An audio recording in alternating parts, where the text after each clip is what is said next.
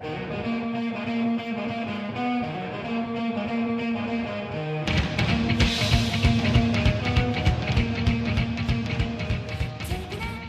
I am very excited to be here with Leigh Gorman of Bow Wow Wow and various other projects that we'll talk about here tonight. Leigh, thank you so much, man, for being with us. A pleasure indeed. Yeah. So here we are at the Canyon Club in Agora Hills. A lot of acts going on stage tonight, including Bow Wow Wow, When in Rome, Missing Persons, Trans-X. Very exciting night. So I really appreciate, Leigh, you taking time from your busy schedule to be with us. No problem. Well, actually, I'm just hanging around for a while. Okay. I'm fine, and it's a pleasure. Thank you. Yeah, now that viewers know the secret, I was trying to work it like, this was an exclusive interview, but the truth is, Leigh's hanging out. We got some time. No worries. We're in the green room. Actually, I'm very busy. I have, international business to do, and exactly, it was very hard to get this interview, right, Leigh? So exactly. I had to pull some big strings. So, anyways, so Leigh, I am very excited to be here with you tonight, as I said many times already. And one of the things I am most impressed by you as a musician is just your long history of different projects. Yeah. I mean, going way back. We a couple of years ago, we had the pleasure of interviewing the guys. Jack and Nick from Wang Chung, formerly known as Wang Chung. And you started out as a teenager, from what I understand, with the band 57 Men with Nick and Jack. That's right. And 17, 18, yeah, something like that, yeah. Okay. In the late 70s. Yeah. And it was fun. We had a blast. You guys were together for like 13 months or something? Or? That's right, yeah. Almost exactly that. And we had Glenn Gregory singing, who was in Heaven 17. Of course, yeah. So there were 3 bands that came out of that. There was Wang Chung, Heaven 17, Adam Yance, Bow Wow, Yeah. So yeah, but it was fun. It was just a total blast. It's probably why we never got a deal, because we were just having too much of a good time.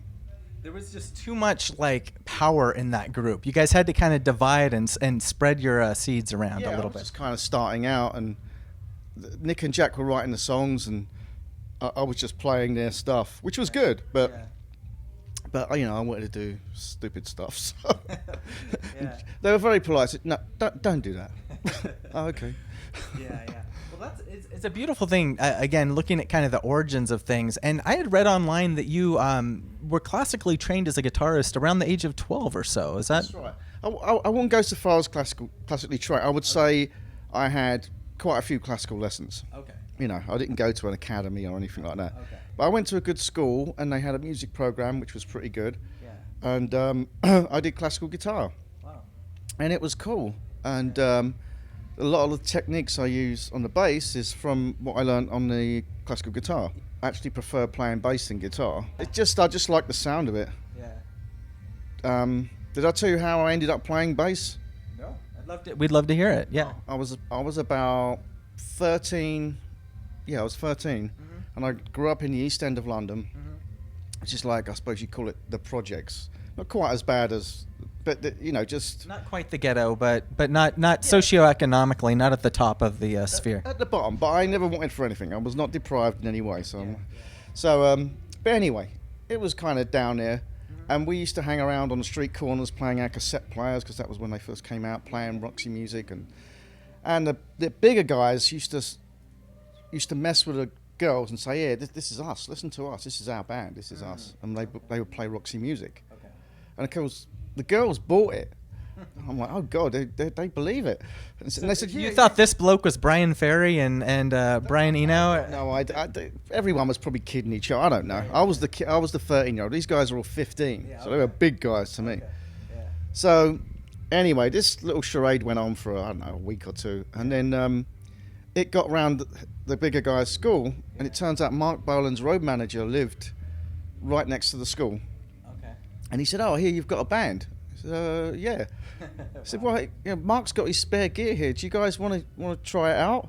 Wow. So he goes, "Yeah, Mark Bolan's road says we can try out his gear." Wow. Okay. This is in the 70s when Mark Bolan was huge. Of course, yeah. So we got a bunch of params. Yeah. Put Mark Bolan and the drummer's name, what's his name, Curry, and all those dudes. Yeah. We had all their spare gear, and we took it to a church hall, and we plugged all the young dudes, really. Yeah. We plugged it all in, and I got given the bass because I was the youngest and the smallest. Wow. And it was really huge. And I thought, why comes these strings are so thick? And I enjoyed it. I picked it up, and I kind of figured out how to do stuff, and that was it. I was hooked. Wow. And then a real band who are younger than me, they were 12 and 13, came from a different block of flats. Wow. And came and poached me from the fake band that I was in, and said, "We hear you can play." I was like, "Okay." Yeah. Anyway, that's how I started, and then we became a band, and we carried on until we were 17, and me and the drummer ended up joining the Wang Chung. Knox from the Vibrators. Yeah. He saw me play with the 57 Men band, and that night we broke up because we were about to get a deal. The labels came down, they turned us down, and we went, that's it. We had a good shot. Let's get it go. That was like you guys viewed that as your one chance to make it in terms of getting that deal. Once you've blown that live thing, it's not, you've got to wait another year or two, and the guys didn't want to do that. So we split up that night, but the guy from Vibrators told Adam about me, and I got a call like the next week to go and audition for Adam. Wow. So I just went up to Do It Records office and just played, and Adam said, "You're in, that's it." Wow. And I was in. That's a pretty blessed life there. I mean, not to emphasize it, but I mean, Leigh, and you, of course, there's talent there, obviously, because for you to have made through all of those different hoops, so to speak, and be identified as somebody worthy of recruitment. I mean, you had some skills, but that's get recruited. I still get recruited. Yeah. So you were in Adam and the Ants for a fairly short period of time, ultimately, right? I joined in November '79. Yeah. And I did one show with them, which was the Electric Ballroom, 79-80 New Year's Eve. And then we had a period of writing. With Malcolm supervising. Well, coming down and going, that's no good. And he gave us the job of writing, me, Matthew, and Dave. And so that was, you guys you really felt like you had more creative control, and that was really appealing for Malcolm to. Yeah, Adam did it all before that. Adam's very talented, and he did some great stuff. But Malcolm said, "Why don't you give these guys a shot?" So we did it, and then we came up with all this crazy, rhythms and all that kind of stuff. Yeah, you guys definitely went into a wonderful direction creatively. I remember reading part of Adam Ant's autobiography a couple years ago, and he was sort of talking about the back in the day, the Malcolm McLaren connection, and admittedly somewhat bitter in terms of feeling kind of poached that some of his mojo was taken away from him. But you and Adam are cool, right? Because you actually toured with him on the DVD last year. So was there a rough patch for a few years where you guys weren't really friends, or you maintained a pretty good relationship through the years? At the beginning it was a bit rough, but we all wished him the best. I was not comfortable with what happened. It was too treacherous. And Adam had shown me a lot of faith, this guy's really good, cool. Boosted me up. Nice. So I remember having a dilemma when Malcolm said, you've got to get rid of your singer. I'm like, what? I went home and I spoke to my dad. My dad is just not interested, he's just wants me to be a doctor or a lawyer. It's not, to get out of where we were living. And, that's just a dream, son. It's never going to happen. Oh, wow. I said, no, I'm good, but... I've got this thing. And he went, son, you should stay with that guy, Adam. Okay. It'll always be loyal to you if you show loyalty. Gotcha. And of course, I didn't listen to him. But Malcolm was great. It was. It would have been good either way. Yeah. Well, and thinking of, at that age, to have somebody like Malcolm McLaren, who really was so instrumental in the roles of the Sex Pistols and other bands, dangle such a promising carrot. I can't see how any young, talented musician would really not take that offer. It's very understandable. Yeah, because we were the Ants. And Adam, I noticed that Adam had gone through quite a few different people, and I thought, well, Malcolm offered us this would be our band. Yeah. We would have equal shares in it. He would be a manager, but it would be our band. All the money would go to us. Yeah. We would own this thing, whereas we wouldn't be employees with Adam. That's how he sold it. Yeah, you'd be session players or something with Adam in essence. Yeah, and in the case of Bow Wow Wow, you and Dave and the other person, Matthew. Yeah, you guys were really approached by. Most people think of Bow Wow Wow now, of course, the influence of Annabella, but the early years, it was the three of you guys that Malcolm approached, and it took about 6 months of tryouts for Annabella to be identified. Right? That's right. Yeah, we auditioned a lot of people. Yeah, and the initial idea was to have more than one singer. Oh, really? And we wanted to be female oriented. Was that any? Okay. I was just going to say we were definitely wanting to be multicultural. Okay. Yeah. We wanted to be, Dave was from Mauritius, his family. Me and Matthew were, pretty white. and we thought we'd get a black singer or a female singer, a gay black singer, a gay girl. So, we wanted to get something, I suppose, a bit more PC. It's more diversity. Yeah, more diversity. Yeah. And we wanted to show it in the music and the people that we had in the band. Yeah. And so we wanted, a guy, a girl, different, 4 different people. But we found it so hard to find one. Yeah. Finding 4 was like, this ain't gonna work out. Yeah. In 6 months. I mean, like you said, these other things happened so serendipitously. I mean, pretty quickly. So to be very concerted and focused for 6 months to find somebody who had the skills necessary for fitting the bill. I mean, that was quite an undertaking, it sounds like. It was an appreciable amount of time for us to have no singer after leaving Adam and the Ants. Meant we had no wages, no money. Did you guys, during that interim, was there a period of time where you guys were performing as Bow Wow Wow? I mean, there was nothing going on. We didn't even have a name. Okay. We were going to be called the Jazz Babies, Mile High Club. We didn't have a name. Okay. We were Things were really in a holding pattern until you found that singer. No money. Malcolm had to get money from the bank, and I remember he took me along to sort of, I was just some little kid. Here he is. Look, they're very talented, but they need a bit more of an overdraft. So that was, and I sold a fretless bass, and we had a few £100 from that, and that's how we bought Matthew's guitar. I was going to ask you, I mean, Leigh, just kind of pausing for a second in the story of Bow Wow Wow and talking about what it was like to interact with Malcolm. I mean, were you familiar with Malcolm's influence? I mean, the King's Row, the shop, him being connected with Vivienne Westwood, the Pistols. I mean, was it, as a young lad dealing with Malcolm, I mean, was it like dealing with Quincy Jones or something? I mean, you were like, this is the guy that made the Sex Pistols happen, or was he just some other bloke that just? No, he was definitely had a huge persona, charisma, history. Yeah. I was totally intimidated. Okay. I was dumbstruck. Yeah, and you didn't want to say no to Malcolm. If Malcolm was offering you something, I mean, it wasn't something where you'd say, no, I'm okay, Malcolm. Sorry, I'm good. Exactly. Yeah. And no, he was very intimidating. Okay. But he had great ideas. His intellect just sort of sprung out of nowhere. It was like an alien. Yeah. Okay. And just sit there, he'd pontificate and tell us all these little stories about Sid and that, and about music, and they're like Mephistopheles, with the smoke rising from him because he'd be always smoking Marlboros. Yeah. And I started smoking then, at that moment. Oh, really? I never smoked until then. You had to. I mean, I was obligatory. And he'd come up, and he would just come up to me and say, more notes. Oh, okay. With his cigarette, stick his head right against the speaker and go, more notes. Okay. So you can do it. Come on, put some of that jazz stuff in there. Okay. So it encouraged me to be much more adventurous on the bass, which I'd never had before. Wonderful. And he brought us loads of classical records, African records. Yeah, we had piles of them. Okay. Me and Matthew would just sit and listen to them and try things out. Malcolm was so interesting because he was a real proponent. I mean, people think of that era, the summer of '77 or whatever, when the Pistols broke and all that, and there was a real multiculturalism to punk. I mean, John Lydon, who I had the pleasure of actually meeting about a month ago in L.A. Long story.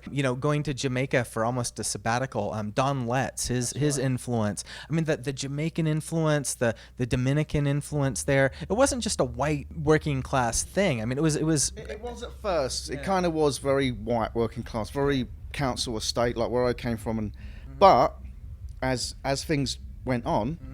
Those environments are not that white, My neighbours were from Jamaica and Africa, so they used to play a lot of American soul music. So I did American soul, reggae, and reggae really became a big part of that whole punk scene. Yeah.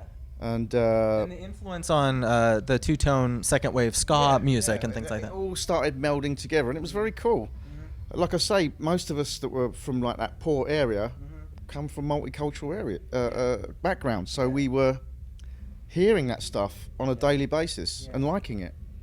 So as well as the excitement of punk, having that edge and hearing something really new and bright and loud, we also heard cool, funky rhythms and shit like that. So Malcolm was a real proponent of bringing that sort of, I don't want to say world music, but that sort of international percussive influence and exposing you young lads, for lack of a better term, to some of that stuff. Yeah, I mean, Dave Barbie was from Mauritius, so he heard that stuff at home too. Yeah.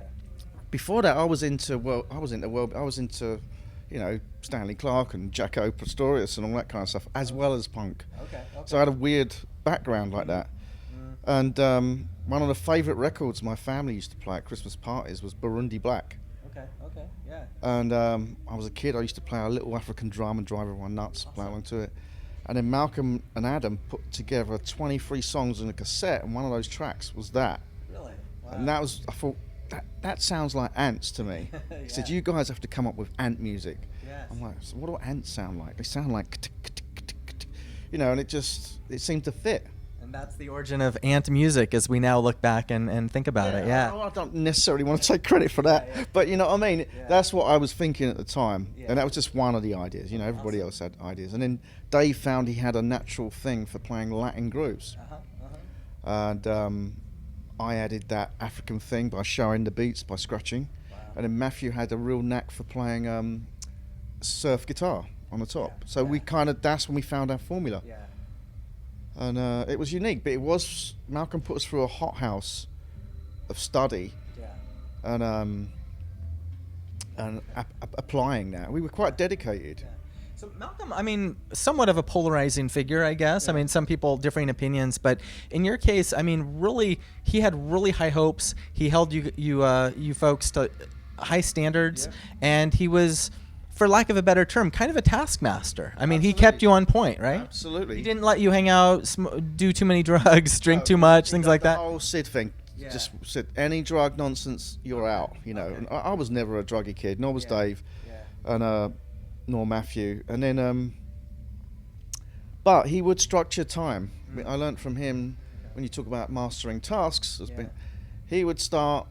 We'd be rehearsing. He'd be up at 7. Wow, really? Yeah. It was like being in the military or something. Was. Yeah. And we would be rehearsing at 9, depending where we were, 9, 10, 11. And then we would stop at 6. But at 6, he would show up and we would go out. Okay. We would go out to the West End of London. Yeah. He would have a rich friend. He would try and get to buy us all dinner, that kind of thing. Okay, cool. There was always an activity. Yeah. On Sunday, maybe we'd go to the park. Yeah. Okay. We'd be following Uncle Malcolm to the park. Okay. It was funny. That is interesting. So a little reinforcement there to make you feel not totally burnt out. Yeah. Yeah, and but he had, like I say, this time was structured. Sometimes we'd go on all night, like trying to write the lyrics for C30. That would go on and on until 3, 4 in the morning, and another 3, 4 in the morning. Or he would call you at 3 in the morning, say, "Lee, that mix is no good. The bass drum's too loud. Wow, It's okay. 3 in the morning. I don't give a." Yeah. That's what he would do. Yeah. No, he was had a lot of energy. I could keep up with him, just about. Even when he was, later on when I worked with him when he was in his 50s and early 60s. Wow. Did Malcolm, I mean, a lot's been said about his sort of vision about how to package, for lack of a better term, certain acts, to visually, his keen sense of how to visually represent a certain band and put them out in the marketplace. Was he really instrumental in your style? I mean, did he bring threads from King's Row and say, here you go, Lee, wear this jacket today? We were talking about, Adam was very fashion oriented. We were talking about the styles of the pirates, like taping off the radio and actually dressing like a pirate. That was mainly at piratical, sort of 18th, 19th century look, and sort of mixing that with a punk ideal, swashbuckling. It wasn't new romantic. The new romantic thing. I was just going to say the new romantic. That was a bit more effect. It was more, everyone was neat and clean. We ripped the shirts. We had them all ripped down the side. We tried to look like we wore them in the day. We'd go to the supermarket dressed like it. It wasn't necessarily the heart on your sleeve sincerity of the new romantic movement. Maybe perhaps more of a revisionistic, maybe ironic sort of take. Maybe. Exactly. Yeah, it's much more ironic, and the label New Romantic came out afterwards. Yeah. And like I say, it seemed too soft for us. Yeah. Well, we think of the New Romantic scene. I mean, Spandau Ballet. You guys definitely. We had an argument with them over clothes. I mean, it was so, like a bunch of girls. But So wait, are you saying that tonight you guys aren't going to be doing a cover of Spandau Ballet's True? Because I'm really disappointed by that. With Gary. Okay. And Martin went to my school. Okay. All right. I almost ended up in Spandau Ballet. Really? You heard it here first. That's interesting. Okay, but Was Martin? Everyone knew Martin's brother had a band, Gary, and that was when before I was in Wang Chung. Okay. I was like 16, and there was a bunch of kids that all hung out with him, all stylish kids. They were like a year younger than me, but they were very stylish. They had they're all very successful now, including Martin, and but Martin wasn't in the band. I said they need a bass player, so I went to see him, and they were supporting Tom Robinson at the Golden Lion in Fulham. And I spoke to Steve Dagger, and I said, I'm into funk. And he said, well, we're into pop, power pop, like Blondie. okay. But he said, our bass player's into country and western. He's not fitting in. And I don't know who that was. So I said, all right, I'll give it a thought. And nothing happened. Wow. So lo and behold, they must have just said to Martin, you put the bass on. And it worked out, because, Wow. it was his brother. Wow. And I became friends with Gary later on. I ended up producing his album. Yeah. Wow. So anyway. Yeah. That's interesting, man. I just threw that out there speculatively. Had no idea that there was an actual connection. So that's the beauty of interviewing legends like this, because you never know what might come up. So wow. Well, our grandmothers were best friends. I didn't know that. Really? Yeah, they've got two little trees where ashes were put. Yeah, her name was Mrs. Green. Wow. That was all I ever knew. When I was little, I'd call her Mrs. Green. Wow. Turns out that's Gary and Martin's grandmother.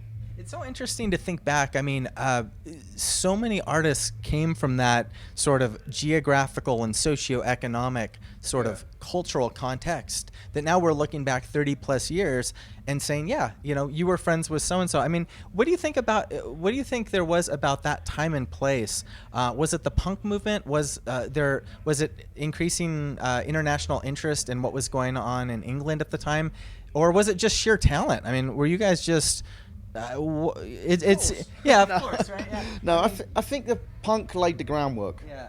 Because at that time, the first time you heard punk, like, wow, it's just got that anything can happen any moment feel to it. It's got a very youthful energy. Yeah. It wasn't like glam rock or heavy metal. It had lots of teenagers were in the band. There was a band called Eater. The drummer was 14. Yeah. They were all our age. Yeah. They weren't these old guys with long hair. You didn't need, noodling skills. I mean, it was. Now what we go boom, boom, boom, wow, and it had, like I say, it was really fast. It was fun, and anyone could do it. So that started it. That anything can do creativity, and then that went on to the clubs, and people started going out to clubs. And there was also a scene called the Soul Boy scene, which is where Spandau kind of came from, and I was kind of part of that, where it was funk. Yeah. A lot of people would play American. A little northern soul or no, not northern soul's kind of not actually that soul-y. Yeah, it's very white if you actually hear it. Like pub rock or no. Northern soul is a curious style. It's not soul. Yeah, it's not black. Yeah, maybe, I don't know. I could be wrong, but we were listening to American R&B or funk, and they would play it in all the pubs. Yeah, and in England back then, you could go to the pubs underage. No one would give a toss. So that's how we started. It was like a club culture in the East End and North London. Wow. So we would start going to the clubs. Although that crowd of kids like Martin, Gary, started going, and that's how the germs of that club, Blitz and all that kind of stuff started. Yeah. Wow. So we were kind of club kids before that. Wow. And then punk came along, and soul boys, rastas and punks all kind of came together. Yeah. I was a soul boy punk. I had a wedge. Okay. So that was my thing. I was into funk, but I loved punk too. Yeah. That it all just sort of came together at that moment. And I suppose if anyone had a germ of talent, that was the place where it could come out. Gotcha. It was the environment that encouraged it. It was the social manure. I don't know. Yeah. Okay. And everyone you knew was in a band. Yeah. You would walk through the flats, you would hear someone playing guitar. Yeah. You would go past the church hall. There'd be a band practicing. Wow. Everyone you knew was in a band, and most people dropped out. Yeah. Was I didn't, and you know, they had to get jobs. You know. Well, Anyway. not all of them have the talent that you had, of course, too. So that's. I'm sure they did. There was one or two. I mean, when I was in a band with these 13-year-olds, the guitar player was amazing. Wow. Yeah, he could do all the Jimi Hendrix solos and Richie Blackmore when he was 13. Yeah. Well, Leigh, kind of bringing it back in terms of your. No, this is beautiful, man. Thank you so much for sharing your time. I really, it means a lot to us. You know, in your trajectory, you know, as a part of Bow Wow Wow, and now we look back, and what you're talking about, I can really hear that, what we would consider kind of the signature Bow Wow Wow sound, those sort of funky percussive elements, the surf guitar, all the things that you've mentioned. I wanted to talk to you about the release of the C30, C60, C90 cassette single, the very first cassette single, from what I understand, ever released. And I find it so fascinating because there's something kind of contemporary, even here we are 30 plus years later. At the time, it was extremely controversial. The release of this single and the lyrics that many felt like were encouraging piracy, the recording of music. And the fact that when you released this cassette single, side B, the flip side was blank, for the apparently for the purposes of recording material on it, right? Yeah. Tell us a little bit about that, man. I find it so fascinating, actually. Well, that was where we started looking at pictures of pirates. Well, I think it was Malcolm. Yeah. And then piracy led to, you know, I told you it was a cultural thing. Yeah. Like kids now, they download. Back then, we stuck a little microphone on the radio and put it on a cassette. Yeah. If we wanted to listen to the top 10, we would do that every Sunday. Record John Peel or whatever, yeah, exactly. Yeah. And because we didn't have enough money to buy it, but we would still think, oh, that was great, and go out and buy the record. Yeah. But it was a culture, right? It was a culture of recording and sharing with your friends and trying to promote. Standing around on street corners, playing your little cassette player, pretending you were some other band, you know, that kind of thing. And so you guys tried to sort of capture that Zeitgeist in this release, in this single that you released, and you guys felt it to be a very important political statement at the time, or we weren't, you know, Malcolm's 10 A's of a band, sex, style, and subversion. You know, this was the subversive part. We weren't especially political. But what we wanted to do was, like I say, have a multicultural band. We wanted to have a multicultural music. This was like to us, it was Rapper's Delight meets African beat meets punk. And with a pop chorus, sort of. And the subject matter was something we all did. Like I said, it was a cultural thing. We all did it. It wasn't being pretentious. It was just you guys speaking from your experience. Exactly. Yeah. Malcolm had a little bit of a more highfalutin idea. It was his idea to do it, but he, you know, he would come in and say, I've got a cassette, I've got a C30, I've got this. There's your song, I'll see you later. I'm like, what? So then we had to try and make a song out of that. So what was so given that you've really elucidated the intent and kind of the context behind it, the reaction was pretty critical. I mean, this single was banned, right, from the UK charts. Well, it wasn't literally banned, but in effect it was banned. You know, they couldn't legally ban it because you know, you can't just ban a piece of music unless it was on about the Queen or something. But even then, you can't because we have old laws about free speech. So what they did was, I mean, it's really silly of the label at the time, which was EMI. I mean, what are they thinking? And the guy, the same EMI that the Sex Pistols, of course, kind of called out. And over here, you've got the RIAA, the recording industry, and over in England, you've got the IP. No, I think it's called the IFPI. That's the international. But in England, we've got the equivalent of the IRA, whatever it is. So they put pressure on EMI to say, what the hell are you doing?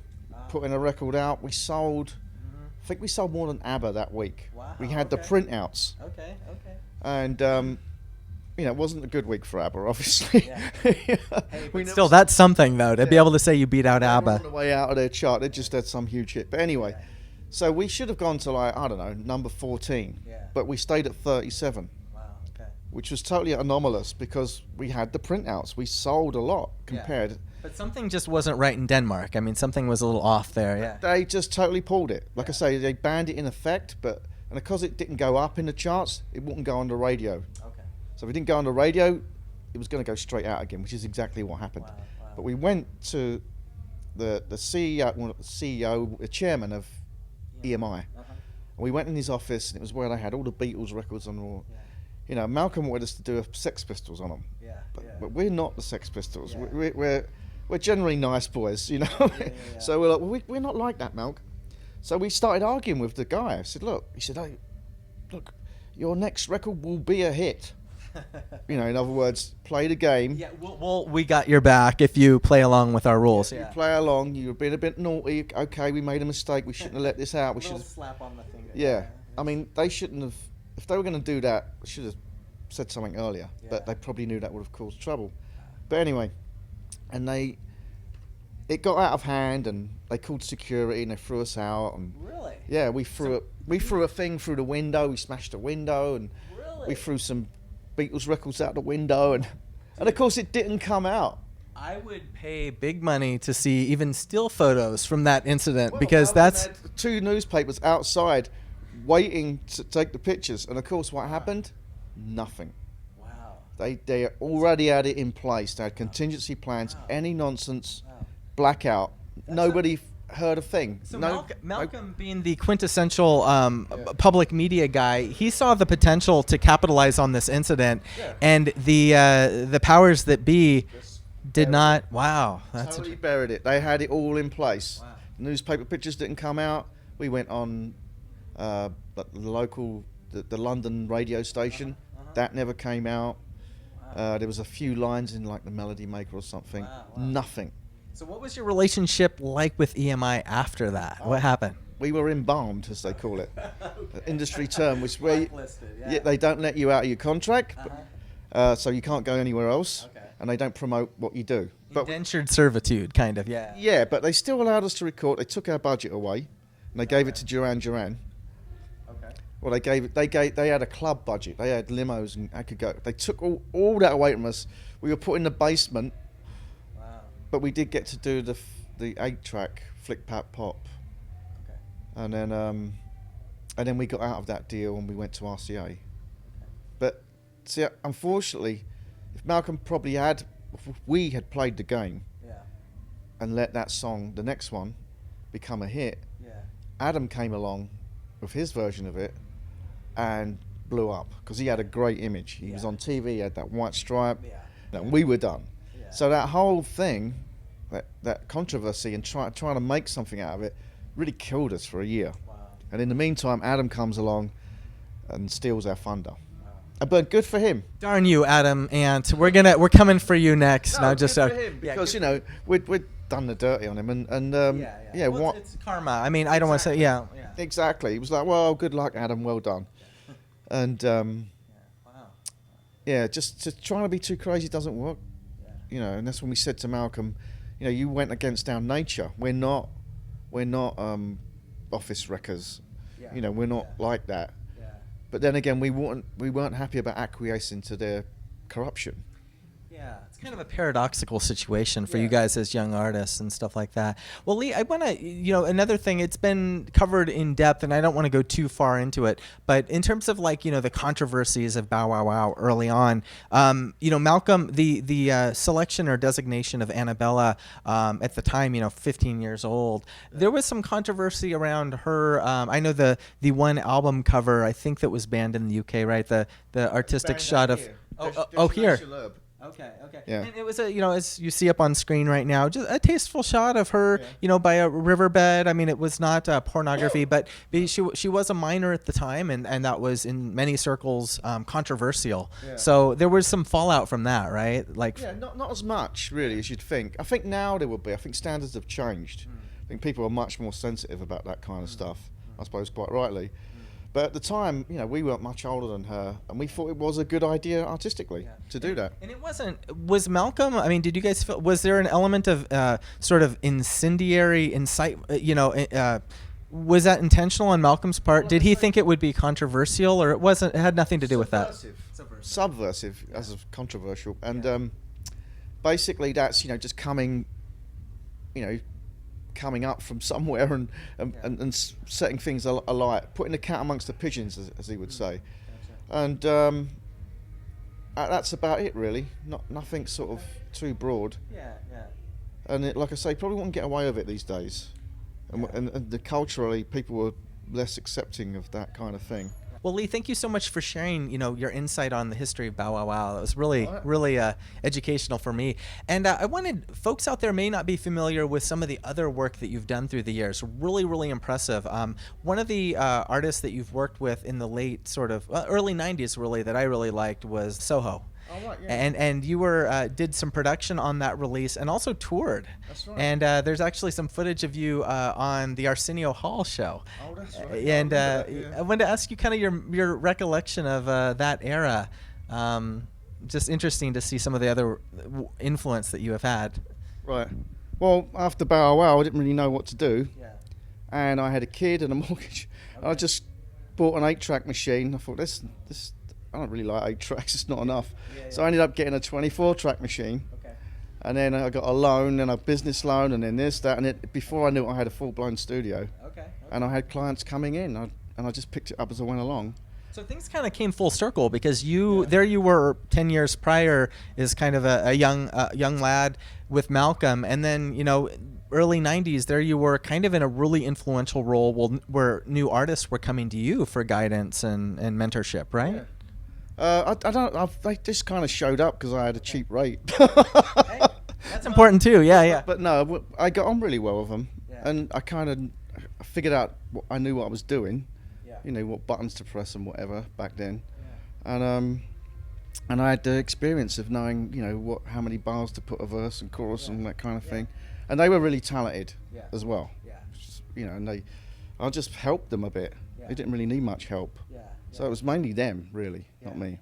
Yeah. Soho was very cool for some young folks out there that might not remember. Hippie Chick, a huge dance hit, both here in the U.S. and in the U.K. And kind of controversial, right, at the time because of the sampling of the Smiths' "How Soon Is Now." That hook, I don't know if it was totally licensed, the intro hook, or Johnny Marr or Morrissey. They came in with the idea. They wanted to put that loop on a soul-to-soul beat.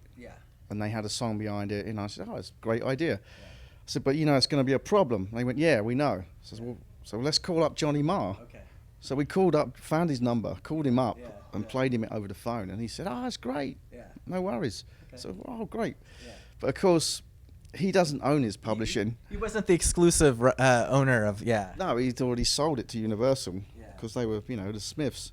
But they settled for a good deal. I think it was 25%. Okay. Sometimes people don't, they either say no, or they charge 100. But it was reasonable. Okay, so it was all on the up and up, really. Yeah, okay. There was no controversy. The day we put it together, we called him and asked him personally. Beautiful. Well, speaking of the Smiths, Leigh, I had read somewhere that you've had some involvement of working with Morrissey, more specifically in a production role with the track "Irish Blood, English." That's right, tell us a little bit more about that, because I really looked. I searched out. I had the pleasure of just seeing.